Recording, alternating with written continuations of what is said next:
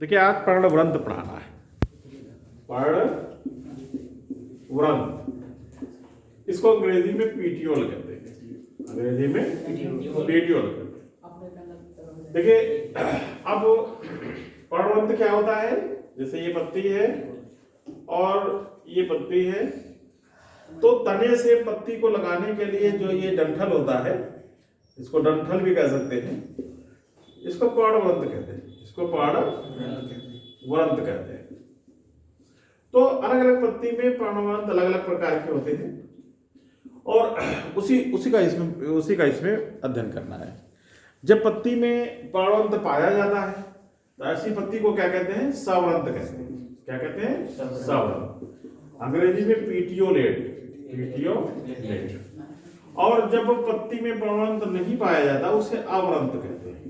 क्या कहते हैं, अवृंत पत्ती कहते हैं।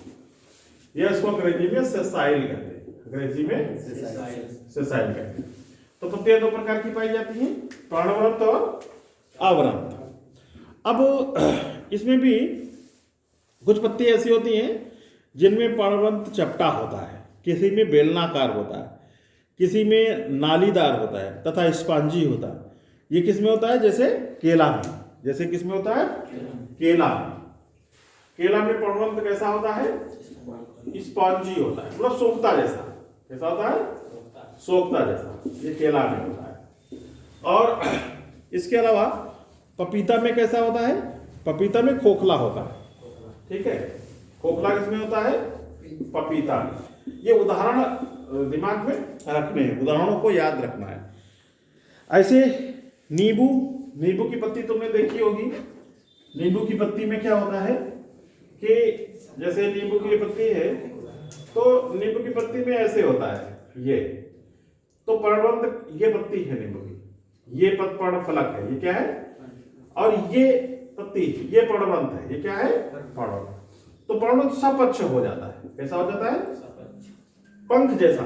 कैसा होता है, पंख जैसा सपक्ष हो जाता है, विंग्ड। ठीक है, सपक्ष को अंग्रेजी में विंग्ड कहते हैं। ठीक है, ऐसे तुम्हारा एक पत्ती होती है नस्टर्सियम। क्या पत्ती होती है, नस्टर्सियम। तो नस्टर्सियम की पत्ती में क्या होता है, पर्णवृंत कैसा हो जाता है, प्रतान जैसा हो जाता है। तो ये तुम्हारा जैसे तो इसको अभी तक इस प्रकार के कितने प्रकार के पर्णवृंत पढ़े। एक तो स्पंजी केला में था, दूसरा खोखला पपीता में था, तीसरा सपक्ष नींबू में था, चौथा क्या है, प्रतानी। चौथा है प्रतानी। प्रतानी कैसा होता है, जैसे नस्टर्सियम का पौधा होता है, इसमें जो पर्णवृंत ऐसे होता है प्रतानी, और नस्टर्सियम की पत्ती गोल गोल होती है। कैसी होती है, गोल गोल होती है ऐसे। ठीक है, ये नस्टर्सियम की पत्ती। तो ये प्रतान क्या कार्य करता है, बहुत लंबा पर्णवृंत हो जाता है ऐसे। ठीक है, तो इसको क्या कहते हैं, प्रतानी कहते हैं। नस्टर्सियम और तुम्हारा क्लीमेटस। ठीक है, नस्टर्सियम, क्लीमेटस और घटपर्णी। ठीक है, क्लीमेटस की भी पत्ती ऐसे होती है, घटपर्णी की पत्ती ऐसे होती है। ऐसे समुद्रशोक और सिंघाड़ा, इनमें क्या हो जाता है, पर्णवृंत फूल का स्पंजी हो जाते हैं। जैसे तुम्हारा इसमें प्लवन करते हैं। ठीक है, इसमें भी स्पंजी होते हैं और केला में भी स्पंजी होते हैं। तो कैसा होता है, पांचवा उसमें सिंघाड़ा में क्या होता है, जैसे ये पत्ती है तो ये पर्णवृंत ऐसे फूल जाता है, ऐसे फूल जाता है, और इसकी पत्ती ऐसे होती है, इसकी पत्ती ऐसे होती है। तो ये पर्णवृंत फूल कर स्पंजी हो जाता है। जब स्पंजी हो जाता है तो यही पत्ती को तैराने में सहायक होता है, उसके ऊपर, पानी के ऊपर तैराता रहता है। ऐसे एक पौधा होता है जिसमें क्विस्कुलस इंडिका। ठीक है, एक पौधा क्या होता है, क्विस्कुलस इंडिका। छठा, तो कंटक जैसा होता है। इसमें कैसा होता है पर्णवृंत, कंटक जैसा। जैसे तुमने उसका, हमारे घर एक भोंपू का पौधा लगा था, पता नहीं तुमने देखा है, आंगन में लगा था ना, और उसका बहुत अच्छा फूल आता था, याद नहीं होगा। तो उसमें कैसा था, ये पत्ती है, इसका पर्णवृंत है, इसमें बहुत अच्छा फूल लगता है ऐसे। ठीक है, और जब फूल गिर जाता है तो ये पर्णवंत बिल्कुल कांटे जैसा हो जाता है। कैसा हो जाता है? कंटक जैसा हो जाता है। तो ये भी पर्णवंत है। ऐसे तुम्हारा ऑस्ट्रेलियन बबूल, ठीक है, ऑस्ट्रेलियन बबूल में क्या होता है? ऑस्ट्रेलियन बबूल में क्या होता है? पर्णाभ व्रंत होता है। सातवां क्या है? पर्णाभ व्रंत। पर्णाभ व्रंत। देखिए पर्णाभ व्रंत क्या होता है? ऑस्ट्रेलियन बबूल का जब तुम पौधा देखोगे, ठीक है, जैसे ऑस्ट्रेलियन बबूल का ये पौधा है, ये ऑस्ट्रेलियन बबूल का ये पौधा है। ऑस्ट्रेलियन बबूल का जब पौधा देखोगे तो देखोगे ये पत्तियां लगी होंगी। ये क्या होंगी? ऐसे ऐसे ये पत्तियां लगी होंगी। ये क्या है? पत्तियां, ठीक है। ये क्या पत्तियां हैं? हाँ ये जो पत्तियों जैसी संरचना दिखेगी ऑस्ट्रेलियन बबूल में, ये पत्तियां नहीं होती हैं, ये पर्णवृंत होते हैं। इनके ऊपर ये ऐसे ऐसे पत्तियां लगी होती है, ठीक है। और पत्तियां भी कैसी होती है? शीघ्रपाती होती है। पत्तियां जो निकलेंगी तुरंत गिर गए। तो पौधे के साथ परमानेंटली पर्णवृंत ही लगा होता है और पर्णवृंत बिल्कुल पत्ती जैसा होता है, ठीक है। तो ऐसा पर्णवृंत जो पत्ती जैसा होता है, ऐसे पर्णवृंत को क्या कहते हैं? पर्णाभ व्रंत कहते हैं। इसको अंग्रेजी में फाइलॉइड कहते हैं। क्या कहते हैं? फाइलॉइड। अब देखिए दो शब्द बड़े कंफ्यूजन वाले रहेंगे, फाइलोक्लेड और फाइलॉइड। फाइलोक्लेड और फाइलोड, ठीक है, फाइलोड। तो फाइलोक्लेड और फाइलोड में क्या अंतर है? पर्णाभ व्रंत और पर्णाभ स्तंभ। पर्णाभ व्रंत और पर्णाभ स्तंभ, इसमें क्या अंतर है? पर्णाभ व्रंत को फाइलोड कहते हैं, फाइलोड कहते हैं, और पर्णाभ स्तंभ को फाइलोक्लेड कहते हैं। फाइलोक्लेड कहते हैं, ठीक है। तो पर्णाभ व्रंत क्या है? पर्णाभ व्रंत जो है पर्णवृंत का रूपांतरण है। किसका रूपांतरण है? पर्णवृंत का रूपांतरण। और पर्णाभ स्तंभ किसका रूपांतरण है? तने का रूपांतरण।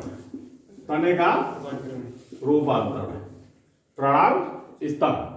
इसमें पर्णवृंत पत्ती जैसा हो जाता है और पर्णाभ स्तंभ में तना पत्ती जैसा हो जाता है, ठीक है, ये अंतर है।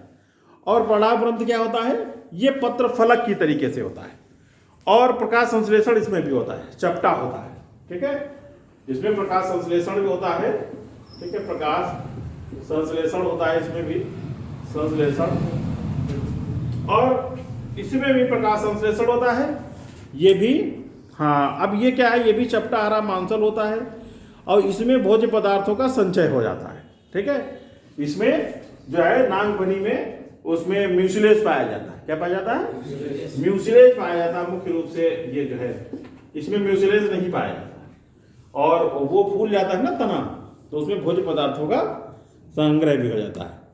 और पर्णाभ स्तंभ में क्या है? पर्णाभ व्रंत में क्या है? फाइलोड में, फाइलोड जहां से भी निकलेगा इसमें, जैसे ये फाइलोड है, जैसे ये पर्णाभ व्रंत है, तो चूंकि ये तो पर्णवृंत होता है ना, ऐसे इसके ऊपर पत्ती लगी होगी। अब इसके कच्छ से कच्छस्थ कलिका निकलेगी। क्या निकलेगी? कच्छ से कच्छस्थ कलिका निकलती है और शाखा निकलेगी। कच्छस्थ कलिका से ही शाखा बनती है, ठीक है। तो मुख्य रूप से कच्छस्थ कलिका इसके कच्छ से निकलेगी, जहां पर से पर्णाभ व्रंत निकलेगा। लेकिन इसमें क्या होगा? तने में क्या होगा? तना जहां पर निकलेगा, क्योंकि तना क्या होता है? ये पर्णाभ स्तंभ कच्छस्थ कलिका से बनेगा, पर्णाभ स्तंभ इससे बनेगा। तो ये जहां पर निकलेगा तना, वहां पर क्या होगा? स्वयं पत्ती के कक्ष में स्थित होता है। पर्णाभ स्तंभ कहां स्थित होता है? स्वयं पत्ती के कक्ष से स्थित होता है, ठीक है। और पर्णाभ व्रंत में क्या है? पर्णाभ व्रंत के कक्ष से कच्छस्थ कलिका निकलती है, इतना अंतर होता है, ठीक है। और पर्णाभ स्तंभ स्वयं कच्छस्थ कलिका से बनता है और पत्ती के कक्ष से निकलेगा। पर्णाभ व्रंत पे पर्व संधियां, नोट्स, इंटरनोट्स, कलिकाएं, पुष्प नहीं होते, ठीक है। नोट्स, कलिकाएं, पुष्प, ये सब नहीं होते, ये सब नहीं होते। और इस पर ये सब होंगे, ठीक है। ये स्वयं कच्छस्थ स्वयं पत्ती के कक्ष से निकलता है, पत्ती के कक्ष से। और इस पर ये नोट्स, कलिकाएं, पुष्प होंगे। ठीक है। अब इसमें पर्णवृंत में क्या है, वृंत के पत्ती जैसे हो जाने से पत्रफलक जो है ये कुछ दिन बाद सूख करके गिर जाता है। क्योंकि ये जो है पत्ती होता है, तो पत्ती पर्णवृंत का रूपांतर है, तो पत्ती भी गिरती है, तो ये भी सूख करके गिर जाता है। लेकिन पड़ाव स्तंभ में ऐसा नहीं होता है। पड़ाव स्तंभ चूंकि तना होता है तो ज्यादा समय तक लगा रहता है, और उस पे कांटे और पत्तियां कांटे में बदल जाती हैं और सलकों में बदल जाती हैं। Okay, thank you.